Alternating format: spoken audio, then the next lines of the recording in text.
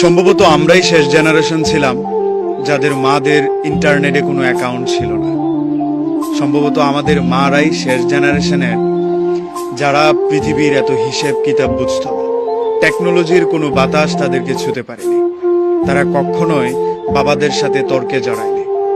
সবসময় নিজেদেরটা স্যাক্রিফাইস করে সন্তান আর পরিবারের জন্য উৎসর্গ হয়ে গিয়েছে। আমার মা তেমন হিসেব বুঝেন না। রুটি একটা চাইলে 3টা দেয়, ভার্সিটির জন্য 50 টাকা চাইলে শাড়ির আঁচল থেকে 100 টাকা খুলে দেয়। আমার মা অত কিছু বুঝেন না। আমার সিভি কি হলে ভালো হয়, আমার সিজিপি কত হলে ভালো হয়, এটা আমার মা জানেন না। আমার মা জানেন আমি ভালো আছি কিনা, আমি ভালো থাকছি কিনা। আমার মা ফোন দিয়ে অনেক কিছু জিজ্ঞাসার আগে খেয়েছি কিনা সেটাই জিজ্ঞাসা করতে বেশি পছন্দ করে। কোথাও গেলে বাড়ি থেকে পিছু পিছু হেঁটে রাস্তার কিনারায় আসা আমাদের মারাই বোধহয় শেষ জেনারেশন, যারা শাড়ি ছাড়িয়ে কখনোই আধুনিক পোশাকে নিজেকে মানিয়ে নিতে পারেনি।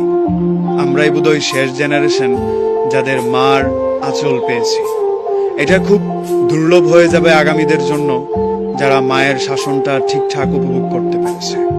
সকালে মক্তবে না গেলে মায়ের ভয়ে পালিয়ে থাকতে হয়েছে হাফ বেলা।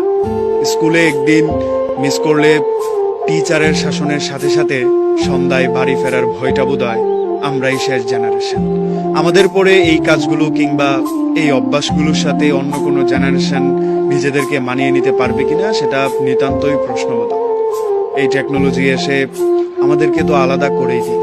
সারাদিন উপন্যাস ছেড়ে মোবাইলে ডুবে থাকা, মায়ের কথা শোনার বদলে নাটক দেখা বিষয়টা এখন অহরহ।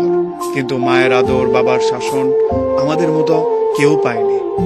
টিচারের শাসন উঠে যাওয়ার পর ছেলে মেয়েদের আদব আগের মতো আছে কিনা সেটা প্রশ্ন করতে পারেন আপনি।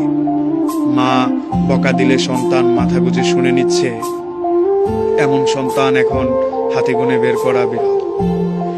এখনকার মানুষের দোষ নেই, কিংবা যারা বেড়ে উঠছে তাদেরকেও প্রশ্ন করার নেই। এটা সময় অনেক কিছু পরিবর্তন করে দেয়। যেই সময়টা আমাদের মাদেরকে হিসাব থেকে দূরে রেখেছে, আমি ভালো আছি কিনা, আমি পেট পরে খেয়েছি কিনা এই হিসাব কষিয়েছে, সেই সময় পেরিয়ে এখন বাবা মা সন্তানের রেজাল্টের উপর ডিপেন্ডেন্ট। ভালো চাকরির জন্য প্রিপেয়ার হতে পারবে কিনা সেটার উপর ডিপেন্ডেন্ট। সন্তান কি চাচ্ছে, কি করতে পারবে, ও ভালো থাকবে কিভাবে, সেই চিন্তাটা এখন কম হয়।